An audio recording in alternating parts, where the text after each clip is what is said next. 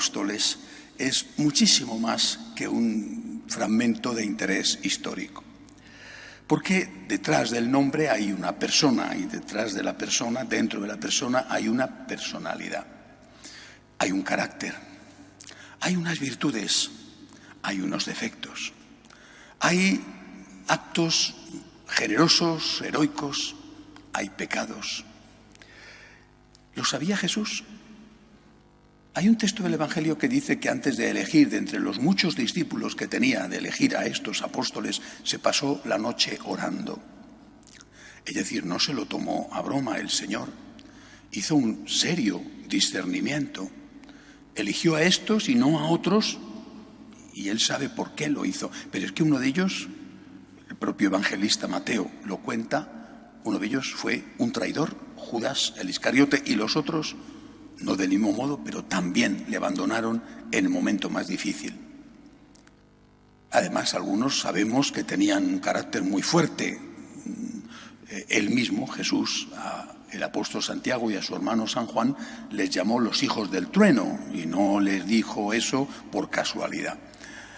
Es decir, esta gente que fue llamada por Jesús, que fue elegida por Jesús para ser sus íntimos, esta gente era gente con pecados y era gente con defectos y también con virtudes.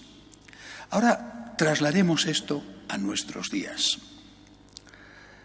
Imaginemos que estos son los obispos, de hecho los obispos son los sucesores de los apóstoles y el Santo Padre, obispo de Roma, sucesor especial de San Pedro.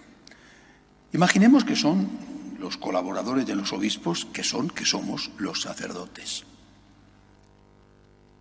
Personas con personalidad, con cada uno su carácter, más tranquilo, más nervioso, más trabajador, más perezoso, pero también con sus virtudes y con sus pecados. Si Jesucristo hubiera dicho, solo me pueden servir los perfectos, habría tenido que llamar a ángeles. No habría podido servirse de ningún hombre, ni San Pedro, ni Santiago, ni San Juan, ninguno. Ángeles, excepto su mamá, la Santísima Virgen, todos los demás no podían ser llamados al servicio de Cristo porque eran seres humanos con pecados, con defectos. Y por lo tanto, ¿por qué nosotros somos más exigentes que nuestro Señor Jesucristo? ¿Por qué queremos que el sacerdote no sea un hombre? Es decir, ¿por qué queremos que el sacerdote sea un ángel? No digo querer o no querer que el sacerdote sea santo, que es distinto. Creo que lo que hay que pedirle al sacerdote son esencialmente dos cosas. Primero, lo dice Jesús, id y proclamar que el reino de los cielos que está cerca. Primero, el sacerdote tiene que enseñar la recta doctrina. Primero, tiene que enseñar la recta doctrina. Id y proclamad, id y evangelizad, id y enseñad lo que yo os he enseñado a vosotros. Esto es lo primero. Lo primero que tiene que pedírsele al médico es que cure a los enfermos. Lo primero que tiene que pedirse al profesor es que enseñe bien y no enseñe cosas falsas a sus alumnos. Lo primero que tenemos que pedir a los sacerdotes es que enseñen bien. No confundamos las cosas. Lo primero, que enseñen bien. Son maestros, son médicos del alma. Que enseñen bien. No confundamos. ¿Qué es lo segundo que hay que pedir? Que estén en el camino de la santidad. ¿Qué significa estar en el camino de la santidad? ¿Qué significa estar en el camino de la santidad para un laico, por ejemplo?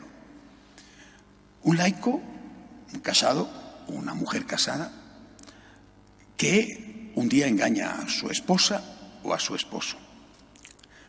Bueno, eso está mal, es un pecado y es un pecado grave.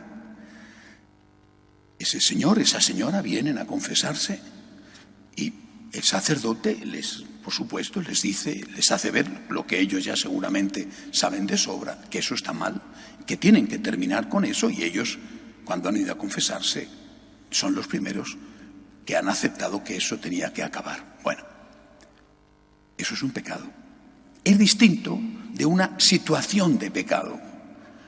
¿Cuál es la diferencia entre pecado y situación de pecado? Que la situación de pecado es una situación donde el pecado continúa y donde además no hay intención de acabar con él. Eso es lo que no se puede consentir, ni del laico. Por ejemplo, yo estoy casado, pero tengo una doble vida porque tengo otra relación fija, habitual, con otra señora, o al revés. Eso no se puede consentir. El sacerdote no te puede perdonar.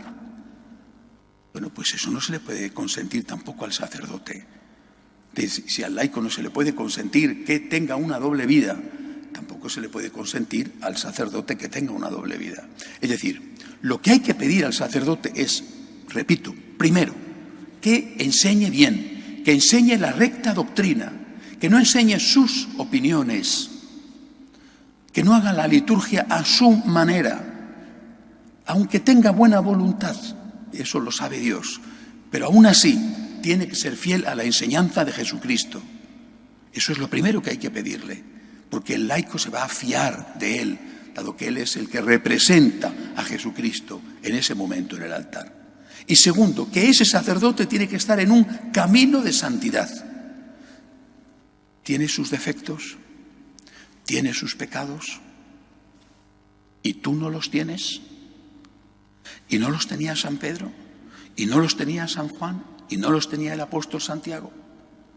Y sin embargo Jesús les mandó a evangelizar. Lucha por ser santo. Y esto vale para todos, laicos, sacerdotes. Lucha por ser santo.